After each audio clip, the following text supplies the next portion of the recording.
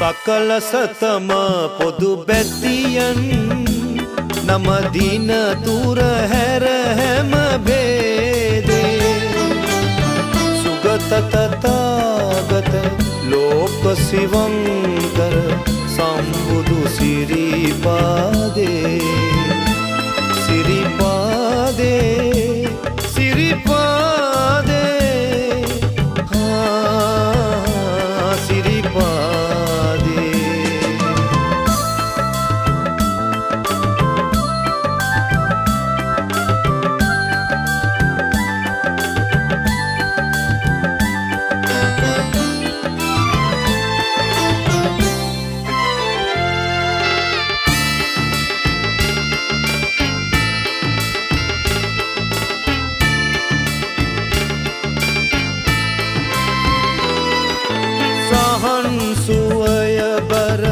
සිතුවිලි පිබිදෙයි සුවදේ අරණෙහි මෝ නිවල් මගට යන පහන් ටැඹැත් බඳු බුදු සිරිපතුල නමෝ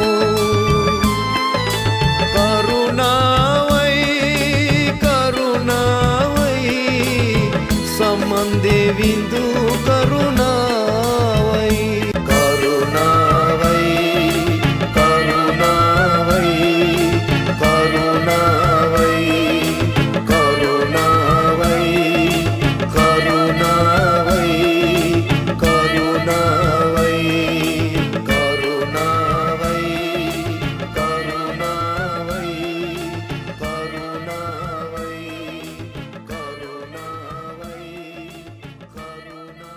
වෙසක් තොරණ ප්‍රදර්ශනය 550 ජාතක පොත් වහන්සේ ඇසුරෙන් උදය බද්ද ජාතකය උදය බද්ද ජාතකය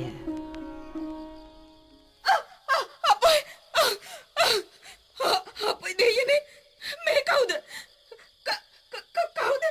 කවුද මේ මාරේ මගේ සිරියන් ගබඩාවට ඇතුළුවේ වරෙව් මගේ පරිවාර සේවිකාවනේ වරෙව් එපා හඬලා ගන්න උදේ භද්‍රා එපා අනේ එපා නුඹ කවරෙක්ද බොල කෙසේද ඇතුළුවේ මගේ නිදන කුටිය තුලට මේස ආරක්ෂාව සලසා තිබේද මම මහා බලගතු දෙවි කෙනෙක් උදේ භද්‍රා දේවියගේ රූපයට ඇති ආදර තණ්හාව නිසා මම මේ පැමිණියේ බිසවුන් වහන්සේ වරෙව් මුරකාවලුනේ මහා වරෙව් අනේ එපා මගේ උදේ භද්‍රා දේවිය කලබල කරන්න එපා මාව පිළිගන්න ආදරෙන් අනේ මාව පින්වත්තේ යනවද නැද්ද මගේ සිරියන් ගබඩාව තුලින් යන්න නෙමෙයි මං ආවේ ඉන්න මොනම අනේ මේ අපි දෙන්න සැතපී ගනිමුද මේ සිරියන් මේක දෙවියෙක් නෙවෙයි කාමෙක් කාම වනචරේ නෑ මම මේ ආවේ වනචර කමකට නෙමෙයි උදේ භද්‍රා දේවිය වනචර කමකට නොවේ ඔබ ඔය ලස්සන රූපයට වහ වැටුණු ආදරවන්තයෙකු විදිහට මේ රන් කහවණු පිරුණු රන් පාත්‍රය අරගෙන මට මේ ලෝකෙ හිටියේ එකම එක ආදරවන්තයයි මිනිහෝ මම මිනිහෙක් නෙමෙයි තරුණ දෙවි කෙනෙක් දෙවියෙක්ද මොකද කවුද දන්නේ කොහොමද ඔබතුමී දැන් මට කිව්වේ ආදරවන්තයෙක් ගැන මට මේ ලෝකෙ හිටිය එකම ආදරවන්තයා උදේ භද්‍ර රජු මේ ගියා කාලේ නමුත් මම මගේ පතිවත රකින්න ඔහු වෙනුවෙන් පතිවත අනේ තින් උදේ භද්‍රා ඒ ආදරවන්තයා මිය ගිහින්නේ ඔබේ අලුත් ආදරවන්තයා මම බව හිතාගෙන මා සමග රතිසැප විඳින්න මොනම යනවාද යන්න පින්වත් වෙයි මට කරදර නොදී අනේ මේ රන් පාත්‍රය පිළිගෙන මා සමග රතිසැප විඳින්නට එපා එක මොහොතක් මේ සිරියහනේ සැතපෙමු උදේ භද්‍රා ඔබ ඔය ලස්සන රූපය දකින විට මගේ කාමගින්න බුරුබුරා නැගෙනවා උදේ භද්‍රා ඔයගේ කාමගින්නට ගොදුරවන කාලකණි පව්කාරයෙක් නොවේ මේ උදේ භද්‍රා දැනගන්නවා අනේ දේවියේ අපි දෙන්න විතරනේ දැන් මෙතන සිටින්නේ ඉතින් ගෑනු කවුරුද වරදේ නොබැඳෙන හේයි මම වරද බැඳෙන්නේ නෑ කවුරු බැඳුණා ඔය පතිවත ලොකුද මේ රත්තරන් පාත්‍රයට වඩා යනවද නැද්ද මෙතනින් මේ සිරියන් ගැමෙන් පිටතට යනවා ඒ ඔබ සවන් දුන්නේ පින්වතුනි උදය බද්ද ජාතකයට අයත් සංවාදයකට. ඔය සම්මා සම්බුද්ධත්වය ලබා ගන්න අපේ බුදුරජාණන් වහන්සේ නොවින්ද දුකක් නොකළ කැපකිරීමක් නෑ පින්වතුනි. දහස් වාරයක් ඇස් හිස් මස් ලේ දන් දීලා තියෙනවා. ජයසිරි මහා බෝධීන් වහන්සේ දළදා වහන්සේ අකුධාතු පටිධාතු තරමටම බුදුරජාණන් වහන්සේගේ චීවරයත් අපට හරිම උතුම් පින්වතුනි.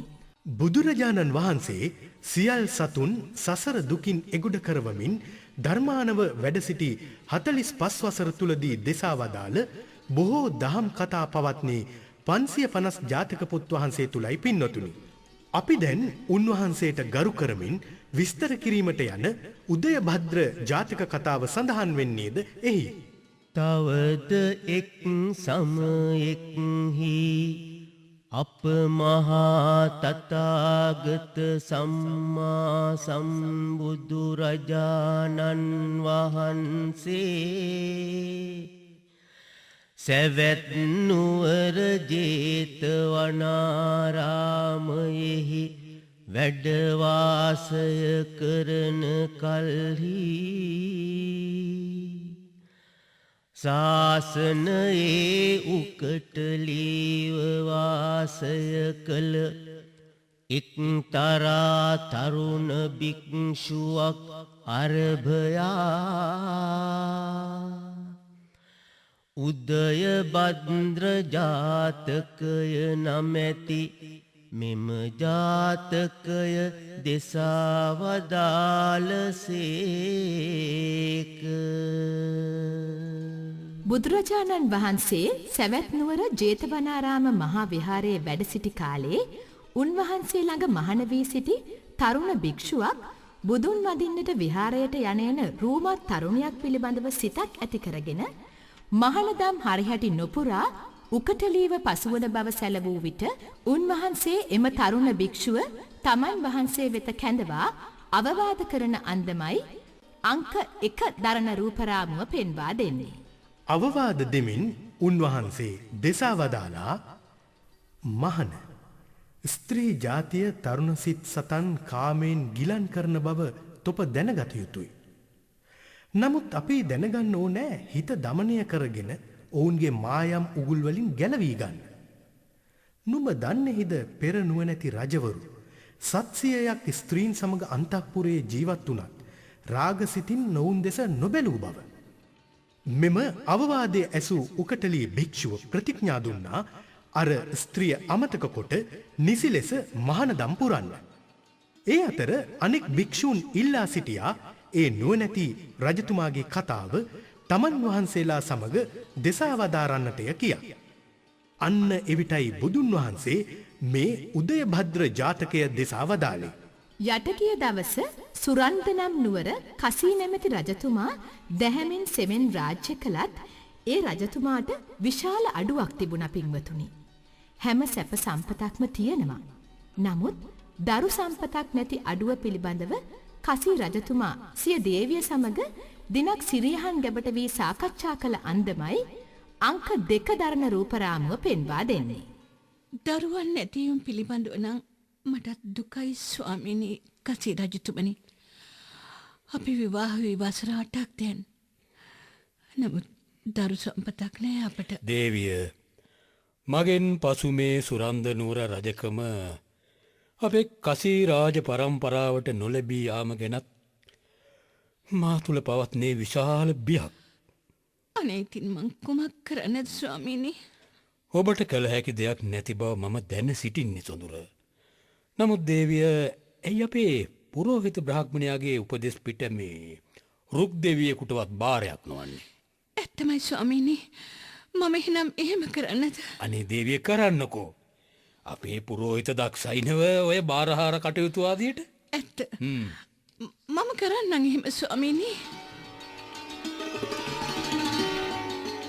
කලක් යන විට පින්වතුනි සුරන්ද නුවර කසී රජයෝලට පුත්‍රවණක් ලැබුණා. ඔය අංක 3 දරන රූපරාමුව පෙන්වා දෙනවා පුත්‍ර රත්නය බිහි වූ අවස්ථාවේ කසී රජයුවල අසීමිත ප්‍රීතියෙන් යුක්තව දරුවා සුරතල් කරමින් කාලය ගත කරන අන්දම. රජවාසල පුරෝහිත බ්‍රාහ්මණයාද සිටිනවා එතැන. ඔහු දරුවාට කුලවැද්දුම් කළ නම තමයි උදය භද්‍ර. උදයභද්‍ර කුමරුගේ ජන්මපත්‍රය කියවූ උගත් පුරෝහිත බ්‍රාහ්මණයා දිනක් රජයුලට මෙන්න මෙහෙම කතාවක් කියා සිටියා. දෙවියන් වහන්ස කසී රජතුමනි. ඔව් පුරෝහිත. මම උදේභද්‍ර කුමරුගේ ජන්මපත්‍රය කියවා බැලුවා. අනේ හොඳයි පුරෝහිත බ්‍රාහ්මණතුමනි. අපේ පුතුගේ අනාගතය කෙසේද? සුබදායකද? කීමට තරම් වරදක් පෙන්නුම් කරන්නේ නැහැ බිසවුන් වහන්ස. පොත්කුමරුගේ ආයුෂ තත්ත්වය කෙසේද පුරෝහිත? ආයුෂ. ඔය ආයුෂ පිළිබඳව නං ජන්මපත්‍රය දෙස බලා අනාවැකි කීම අපහසුයි කසී රජතුමනි. ආයුෂ හුඟක් දුරට රැඳෙන්නේ එක්තරා ක්‍රමවේදයක් උඩ. එය කර්ම චක්‍රයක් මත පවතින ක්‍රමවේදයක්. රටේ රජකම උරුමද පුත්කුමරුට? උරුමයි. දැහැමෙන් සෙමෙන් රජ පදවිය කරන බව සහතිකයි. විශේෂිත යමක් කීමට ඇද්ද පුරෝහිත? විශේෂිත අනාවැකියක් නම් කීමට සිදු වෙනවා රජතුමනි. විශේෂිතය කීවේ? මේ උදයභද්‍ර කුමරු මේ ලොව ඉපදී සිටින්නේ බ්‍රහ්මලෝකයෙන් චුත වී ඇවිත්. එහෙමද? එම නිසා රජතුමනි මේ විවාහයක් කරගෙන කම් සැප විඳින්න කුමරු අකමැති වේවි. එහෙම තමයි බ්‍රහ්මලෝකයෙන් චුත වියන හැම දෙනාම. පුරෝහිත අපේ උදේභද්‍ර පුත්කුමරු අපට හරි කීකරුයි. එම නිසා මං හිතන්නේ අපට පුළුවන් වේවි ඔහුව නම්හවා ගැනීමට විවාහයක් සඳහා. හැබැයි රජතුමනි පුළුවන් නං හොඳයි. අපෝ පුළුවන්. හැබැයි ඒ විවාහ කරවන කුමරියද බ්‍රහ්මලෝකයෙන් චුතවී පැමිණ මේ ලෝකයේ ඉපදුන කෙනෙක් විය යුතුයි. අපි පිළිබඳව කතා කරමු උදයභද්‍ර පුත්කුමරු සමග.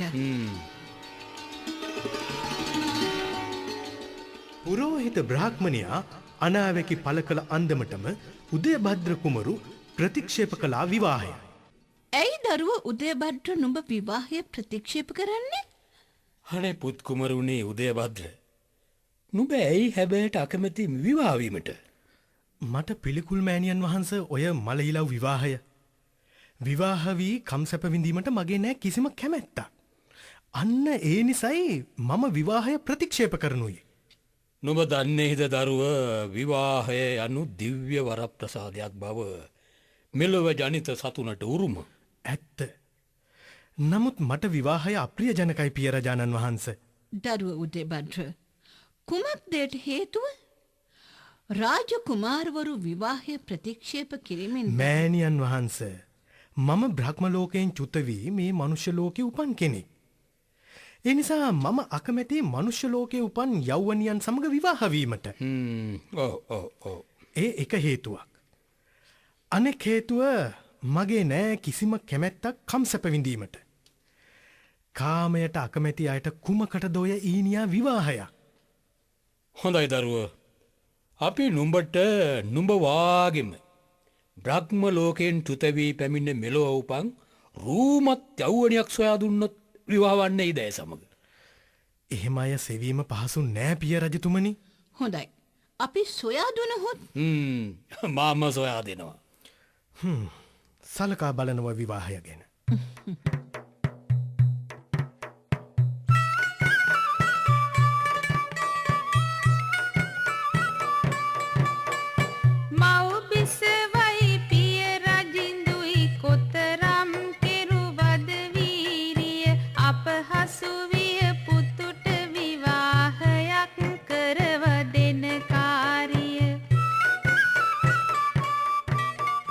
බ්‍රහ්ම ලෝකයෙන් චුත වී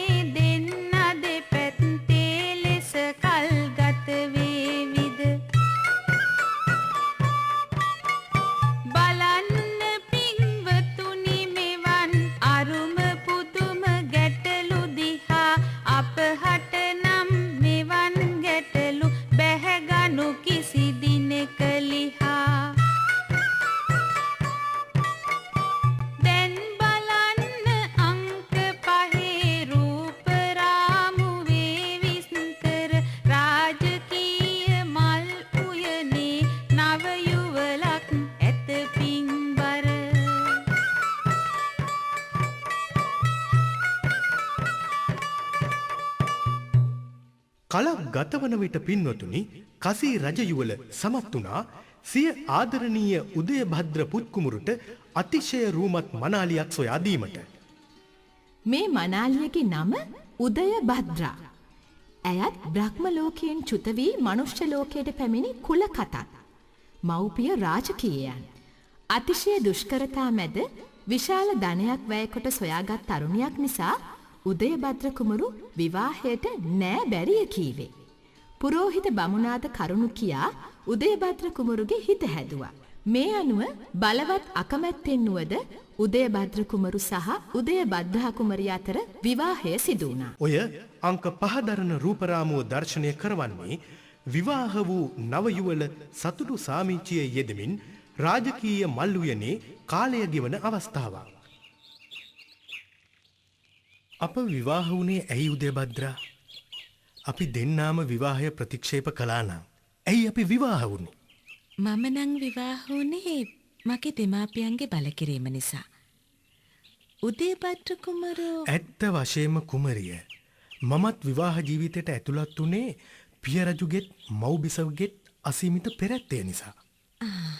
ඔවුන් මට විවාහයක් කර දීමට ගන්නා උත්සාහය, විඳින කරදර, වැය කරන ධනය මට දරා ගැනීමට අපහසු වුණා උදයභද්‍රා. එයම තමයි උදයභද්‍ර මටත් සිදු වුණේ. ඔවුන් මා නිසා විඳින දහදුක්, හලන දුක් කඳුලැලි නිසා මමත් එකඟ වුණා ඔබ සමග යුග දිවි ආරම්භන්න. අපි දෙන්නම බ්‍රහ්ම ලොවින් චුත වී මේ ලොව උපන් අය. ඇත්ත වශයෙන්ම.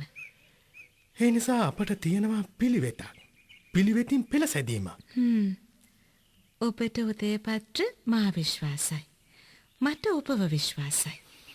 අන්න ඒ පෙළ සැදීම අනුව මම හිතනවා ඔබටත් මටත් විවාහ ජීවිතය ඉදිරියට ගෙන යාමට පුළුවන් කාමක්ලේශ මෝහයෙන් වෙන්වි. මම එකඟයි උදයභද්‍ර ඔබ සමග. අපි ආදරය කරමු හිතින්. හොඳ අදහසක් කුමාරියේ. අගන අදහසක්. අපි එකිනෙකාට ආදරය කරමු හිතින්. ගතින් ආදරය කිරීමෙන් වළකිමු සදහටම. ඔව්. අපි එකම ඇඳේ එකට නිදියමු දෙපැත්ත හැරි. අන්න හරි. මං ආදරේ. මගේ උදයභද්‍රට මං ආදරේ. ආදරේ මම උදයභද්‍රා කුමාරිට මම ආදරේ.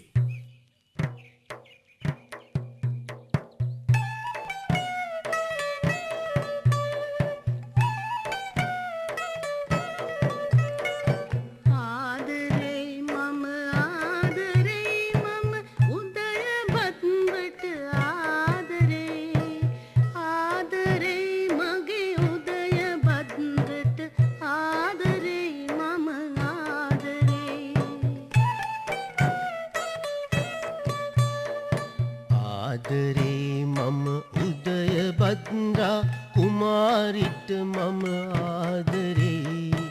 ආදරේ මගේ උදයභද්‍රා කුමාරිට මම ආදරේ. බ්‍රහ්ම ලෝකෙන් චුතව ඇවිදින් මිනිස් ලෝකය උපන්නේ. භක්මචාරී ජීවිතේ මෙහි නැතේ කම් සැප විඳින්නේ. මමත් ආවේ බ්‍රහ්ම ලෝකෙන් මටත් ඔය කම් සැප එපා. ආදරෙන් අපි රකින්න බඹසර කෑදරෙන් කෙලෙසන්න එපා. පෙම්වතා මගේ උදයභද්‍රය ඔහුම වේ මගේ පින්වතා. පින්දහම් අපි කරමු කුමරෝ අමා මහ නිවනක් පතා. බ්‍රහ්මචාරී කුමරියේ මගේ උදයභද්‍රා කුමරියේ. කම් සැපෙන් තොර රන් රසින් පිරි දිවි ගෙවමු අපි මිහිරේ.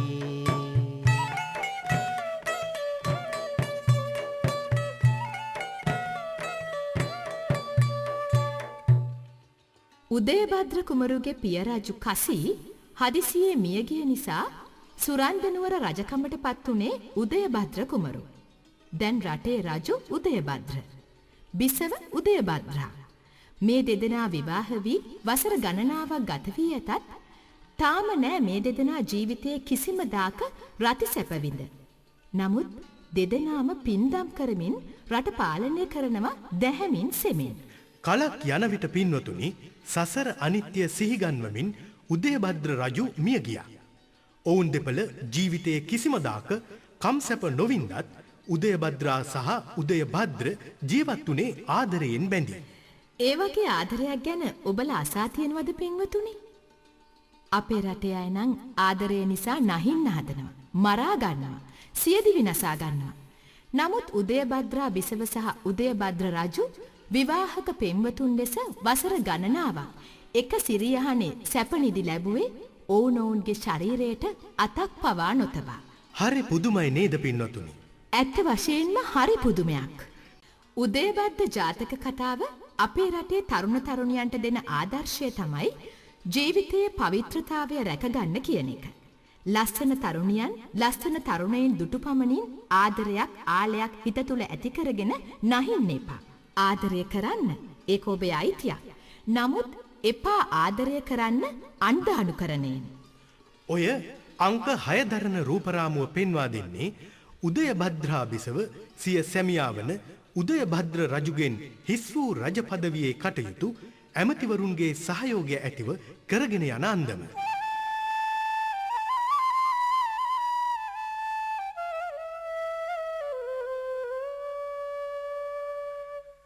දේවිය උදයභද්‍රා රටේ රජ වෙලා ගෙන යයි පාලනය ජනසෙතම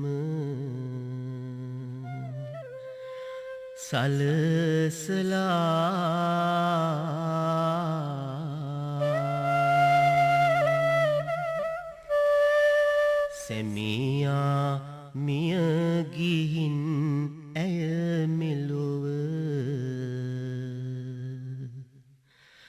තනි වෙලා ඇය රජ උනත් නිසි ලෙස හොඳින් පින් කළා.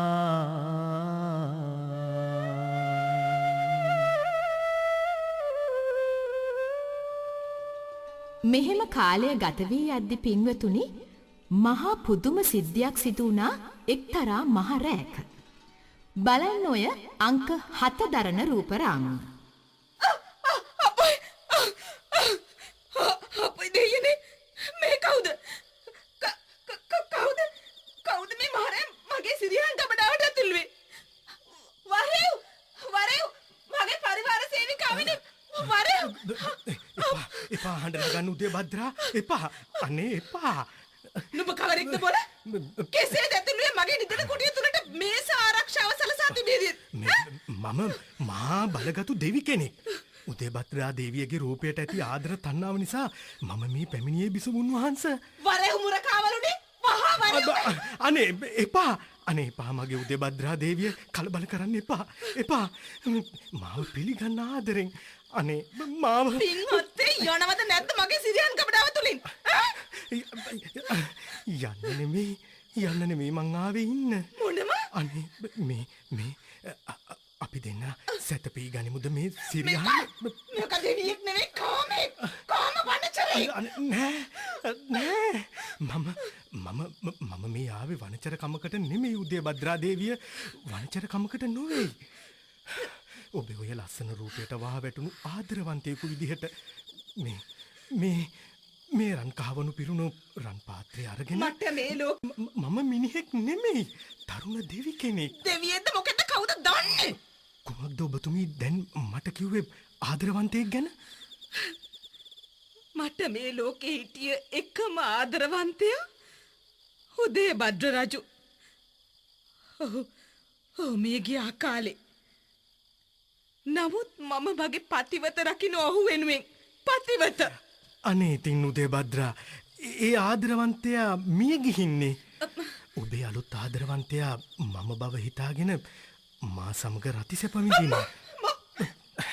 මොනම යනවද යන්න පින්වත් එයි මට කරදර නොදී. අනේ මේ රන් පාත්‍රය පිළිගෙන මා සමග රතිසැප විඳින්නට එපා. එක මොහොතක් මේ සිරියහනේ සැතපෙමු උදේ භද්‍රා. ඔබ ඒ ලස්සන රූපය දකින විට මගේ කාමගින්න බුරබුරා නැගෙනවා උදේ භද්‍රා. ඔයගේ කාමගින්නට ගොදුරුවන කාලකණි පව්කාරයෙක් නොවේ මේ උදේ භද්‍රා. දැනගන්නවා. අනේ දේවියේ අපි දෙන්න විතරනේ දැන් මෙතන සිටින්නේ. ඉතින් ගෑනු කවුරුද වරදේ නොබැඳෙන? හේයි මම වරද බැඳෙන්නේ නෑ. කවුරු බැඳුණා? ඔය පතිවත ලොකුද මේ රත්තරන් පාත්‍රයට වඩා? යනවද නැද්ද මෙතනින් මේ සිරියහන් ගැබෙන් පිටතට? යනවා. ඒ දෙවියන් මසුරන් පිරි රන් පාත්‍රයක් උදය භද්‍රා බිසවට පෙන්වමින් ලැජ්ජා සහගත නින්දා සහගත යෝජනා ඉදිරිපත් කරමින් ඇවටිලි කළත් ඇය නොවේ ඒවාට මුලා වුණා. උදේ භද්‍රා දේවිය කෝපයෙන් වෙවුලමින් දෙවියන්ට දිගින් දිගටම බැනවදින්ට වුණාම දෙවියන් යන්න ගියා. උදේ භද්‍රා බිසවුන් වහන්සේ කාහටද මේ මහරයා බැනවදිනව ඇහුනේ? ඇයි මේ බියටපත් වී? අර පිස්සු වනචාරී දෙවියෙක් සුමන. වනචාරී දෙවියෙක්? ඔව්. මහරෑ මගේ සිරියහන් ගැබට කඩා වැදී මට අයුතු යෝජනා ඉදිරිපත් කරනවා. ඇයි දෙයනේ මේ තරම් රැකවල්ලා ඇති මාලිගාවට කෙසේද ඇතුළුනේ? දෙවියෙක්නේ. ඇතුල්වන්න ඇති දේව බලෙන්. බිසවුන් වහන්සේ පරිවාර ස්ත්‍රීන් වන අපව ගෙන්වන්න එපාය. අපව ගෙන්වා නම් අපි යන්න දෙන්නේ නෑ එයාට. මසුරම් පිර වූ රන් පාත්‍රයක්ද රැගෙනවිත් මට ඇවිටිලි කරනවා රතිසැප විඳින්න. අනේ අනිච්චං. දින 7කට පමණ පසු එම දෙවියන් යලිත් වරක් අර වගේම උදයභද්‍රා බිසවගේ සිරියහන් ගබඩාවේ පෙනී සිටියා මහ රෑක මසුරන් පිරි රිදී පාත්‍රයක්ද අතේ ඇතුව. කලබලයටත් කෝපයටත් පත් බිසව වහා නැගිට ඇඳ මත වාඩි වුණා. ඔය අංක 8 රූපරාමුව පෙන්වා දෙන්නේ එම අවස්ථාව. අනේ බැහැනු කිය මේ යහනට පැමිණ මගේ කාමාශා සංසිඳවන් උදේ භද්‍රා දේවිය. පෙනේ මේ කාම දෙවිය දෙවන වතාවටත් පැමිණිය මා සොයාගෙන. මේ හොඳ හිතින් යනවද නැද්ද මගේ සිරියහන් ගැබෙන් පිටතට? අනේ උදේ භද්‍රා මේ රිදී පාත්‍රය රැගෙන මට අනුකම්පාවෙන් එකවරක් මා සමග රතිසැප විඳින්න මගේ උදේ භද්‍රා. මම මේ දෙවියන්ට කීව නේද කිය සතියේ? මම මගේ ස්වාමී වූ උදේ භද්‍ර රජු වෙනුවෙන් රකින්න පතිවත ඔය තෑගි භෝගාදියට පාවා දෙන්නේ නෑ කියා. අනේ උදේ භද්‍රා මට එහෙම කරන්න එපා උදේ භද්‍රා. මම ඔයාට ඔයාගේ රූපයට ආදරය කරන නිසායි උදේ භද්‍රා රෑ තිස්සේ ඇවිත් මෙහෙම බැගෑපත් වෙන්නේ උදේ භද්‍රා. ඇති ඔය මූසල අඳුනාව නවතා යනවද නැද්ද මට කරදර නොදී? දැනගන්නවා මම මෙහෙම වුණාට මේ සුරන්දර නුවර අගරැජින. මම ඒ බව නොදන්නව නොවේ බිසවුන් වහන්සේ. මම දන්නවා. ඔයගේ යෝජනා මට පිළිකුල්. ඔව්. යනවද නැද්ද ඔය රිදී පාත්‍රයද රැගෙන? යනවද මගේ ආරක්ෂක බටහින් මෙහි ගෙන්වීමට පෙර? එහෙනම් බැරිද? බෑ. හොඳයි. මම එහෙනම් යන්නම්. මම ආයේ එන්නේ නෑ ඔබ හමුවට. හොඳයි. හැබැයි දැනගන්න උදේ භද්‍රා මම යන්න ගියත් ආදරේ ඔබට ආදරේ.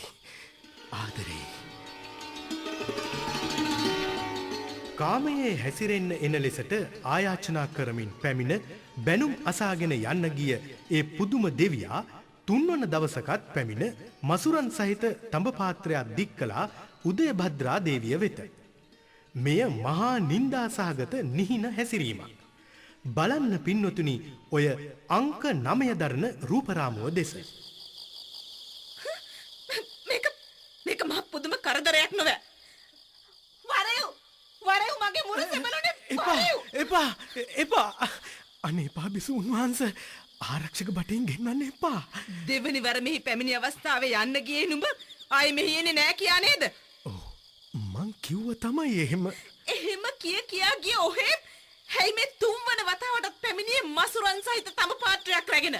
අනේ මම බැනුම් අහගෙන මේ පැමිණෙන්නේ මට උදේ භද්‍රා නොදක සිටින්න බැරි නිසා. ඔව් මම හිතන්නේ මම ඉවසුව ඇතිද? ඔව් මම හොඳටම ඉවසුව ඇතිද? ඉතින් උදේ භද්‍රා ඉවසන්න බැරි නම් ඇයි නොගන්නේ මගේ ඉල්ලීම සැලකිල්ලට? ඇයි ඔය අන්දමට හැසිරී දෙව්ලොව දෙවිවරුන්ටත් නුඹ නිගා කරන්නේ? මේ තඹ පාත්‍රය තෑගි වශයෙන් ගෙන අනේ උදේ භද්‍රා බිසවුන් වහන්ස හදවත් මා සමග රති සැප විඳින්න එකඟ වෙන්න බිසවුන් වහන්ස. ඔය දන්නවද මම රජ බිසවක් බව? දන්න නිසානේ යන්න මෙතනින් මම ආරක්ෂක සෙබළුන් කැඳවීමට පෙර. ආරක්ෂක සෙබළුන්ට පුළුවන් කමක් නෑ මට අත තියන්න. නමුත් මම යන්නම්. හැබැයි කවදා හෝ ඔබ දුක් වෙනවා මට අවනත නොවීම සම්බන්ධයෙන්. අර වගේම 4 වෙනි දවසෙත් පැමිණි දෙවියෝ ඇඳමත වාඩිගෙන අංක 10 දරන රූපරාමුවේ දැක්වෙන අන්දමට කියා සිටියා. එපා මට බැනවදින්න. මම කියන්නම් ඇත්ත මා ගැන. ඇත්ත කියන්නේ එන බව දන්නවමින් 4 වන වතාවට. ඔව් 4 වන වතාවටත් නුඹ පැමිණියා මෙහි මට කරදර කිරීමට. නෑ මින් පසු මම කරදර කරන්නේ නෑ. මම ඔබට ආදරේ. මම ඔබට ආදරය නොකරනකොට හැයි ඔබ මට ආදරය කරන්නේ? ඔබ ආදරේ නොකලාට මම ඔබට ආදරේ. කෝවද ගෙනාවේ නැද්ද අර පුදුම පාත්තරය? පාත්තර ඉතින් ඔබ බාරගත්තේ නැහැ නොවේ?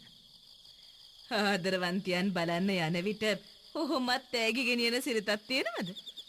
ඇයි කුමක්ද වරද එම තෑගිවල? එයින්ම මට වැටහුණා තමා කාම අතුරෙක් මිස අවංක ආදරවන්තයෙක් නොවන බව. ඇයි දෙයනේ කුමක්ද වරද එම තෑගිවල? මම ඔබ සමග මේ කතා කරන්නේ ඒ තෑගිගෙන අන්දම පිළිබඳව මම දැනගත යුතු නිසා. ඇයි තෑගි ගෙනාවා හරි නැද්ද? ආදරවන්තියක් බලන්න යන විට ගෙන යන තෑගිවල වටිනාකම දිනෙන් දින වැඩි කළ යුතුයි. නමුත් ඔබ නෑ එහෙම කළේ. ඔබ කළේ දිනෙන් දින අඩු කිරීම. මුල් දවසේ ගෙනාවා මසුරන් සමග රන් පාත්‍රයක්. දෙවන දවසේ මසුරන් සමග රිදී පාත්‍රයක්. තුන්වන දවසේ තඹ පාත්‍රයක්. ඇත්ත. මම එහෙම කළේ දවසින් දවස ඔබේ ලස්සන රූසපුවත් ආයුසත් අඩු වෙන නිසා. අද ඔබේ රූප සම්පත හෙටවන විට වටිනාකමින් අඩු වෙනවා. අනිද්දාට තවත් අඩු වෙනවා. හිතන්න එපා මම අඥානෙක් කියා. මම තෑගි ගෙනාවේ ඔබේ වටිනාකම අනුව. ඔව්. දැන් මට පැහැදිලි හිම තත්වය. එහෙමනම් දෙවියන් දෙවිවරු ජරාවට පත්වන්නේ නැද්ද මේ අප වගේ? නෑ. දෙවිවරුන්ගේ රූප සම්පත්තිය එන්නම වර්ධනය වෙනවා මිස ජරාවට යන්නේ නෑ. දිව්‍ය ලෝකයට යත හැකි නම් බලාගත හැකි මගේ කතාවේ ඇත්ත නැත්ත. මට බැරිද දිව්‍ය ලෝකෙට යන්න? පුළුවන්. හැබැයි දිව්‍ය ලෝකේ යාමට නම් ජරා ව්‍යාධි ආදියට ගොදුරු වීමට පෙර සිත කය වදන යන තුන්දොර මනවින් හික්මවාගෙන අකුසලයෙන් වැළකී දානමාන ආදී පින්දම් කළ යුතුය. රතිසප විඳින්නට පැමිණ මට දැන් මේ මවක් පියෙක් පරිදි අවවාද දෙන ඔබ කවුද ඇත්තටම? මම ඔබේ වල්ලභයාව සිටි උදයභද්‍ර රජු.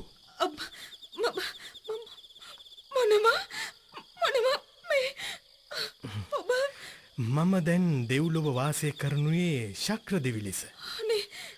මම දින 3ක් මෙහි පැමිණ රතිසැප විඳිමු යයි කරදර කළේ කාම තණ්හා දෝෂයක් නිසා නොව ඔබේ පතිවත පරීක්ෂා කිරීමට. අනේ දෙයනේ මට සමාවන්න ස්වාමීනි උදේභද්‍ර මට සමාවන්න.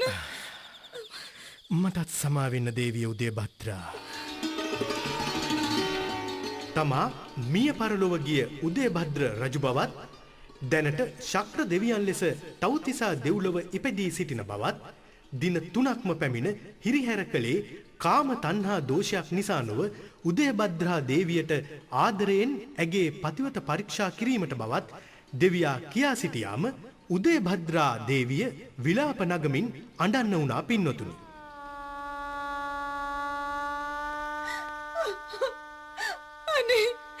අනේ මගේ ස්වාමීනි උදේභද්‍ර මම සීනෙන්වත් හිතුවේ නෑ ස්වාමීනි ඔබතුමා මා හමුවන්න ටීවී කියා මේ අන්දමට.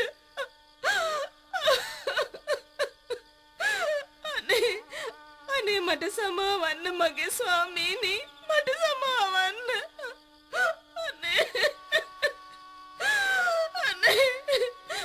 ඔබතුමා දෙව්ලොවට අධිපති ශක්‍ර දේවේන්ද්‍රයා වීම මහත් සැනසීමක් ස්වාමීනි මට. අනේ මාවත් තව්තිසා දෙව්ලොවට ගෙන යන්න ස්වාමීනි. මාවත් තව්තිසා දෙව්ලොවට ගෙන යන්න. ඔබටත් පුළුවනි උදේභද්‍රා දෙව්ලොව පැමිණීමට මරණින් පසු. ඔබ දන්නවා අපි දෙන්න මේ මිනිස් ලොව වාසය කළේ බ්‍රහ්මචාරීව.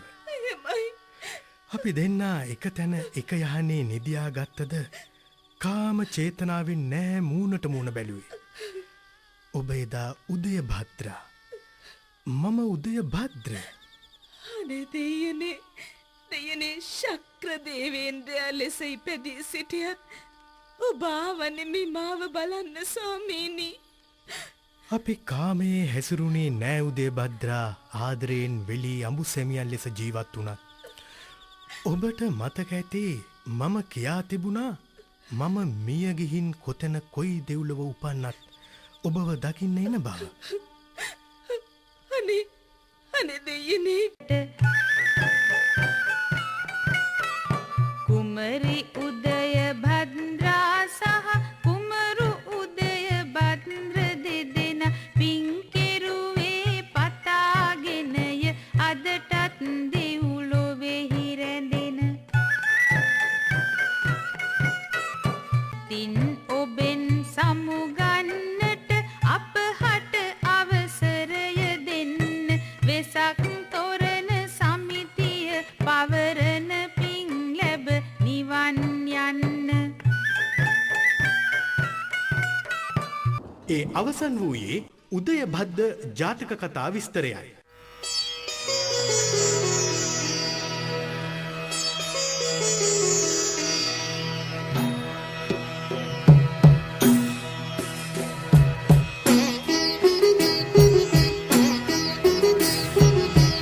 දසබිම්බර මාරසෙනග තන්හාරති රගා සමග පලවාහල වේතරාගි බුදුන් වඩිනවා හතවෙත බුදුන් වඩිනවා. දසබිම්බර මාරසෙනග තන්හාරති රගා සමග පලවාහල වේතරාගි බුදුන් වඩිනවා හදවෙත බුදුන් වඩිනවා.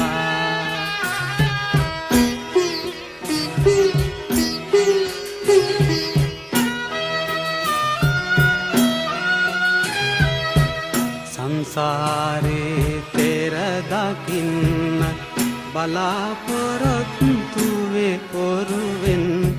සංසාරේ තෙර දකින්න බලාපොරොත්තු වේ කොරුවෙන්. ගමන් වැඩිය අංගී රස බුදුන් වඩිනවා හදවෙත බුදුන් වඩිනවා.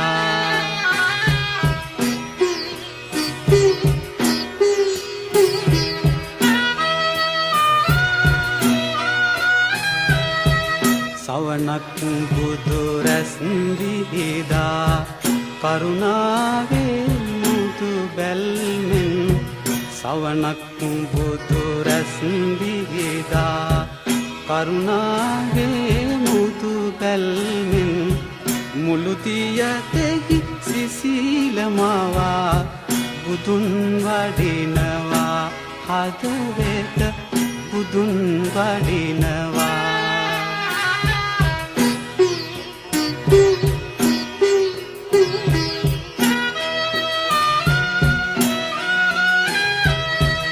මෙත් ගංගුලේ සෙනෙහි ගංගේ බුදු ගුණ තරංගනගේ මෙත් ගංගුලේ සෙනෙහි ගංගේ බුදු ගුණ තරංගනගේ සාදු සාදු සාදු සාදු බුදුන් වඩිනවා හදවත බුදුන් වඩිනවා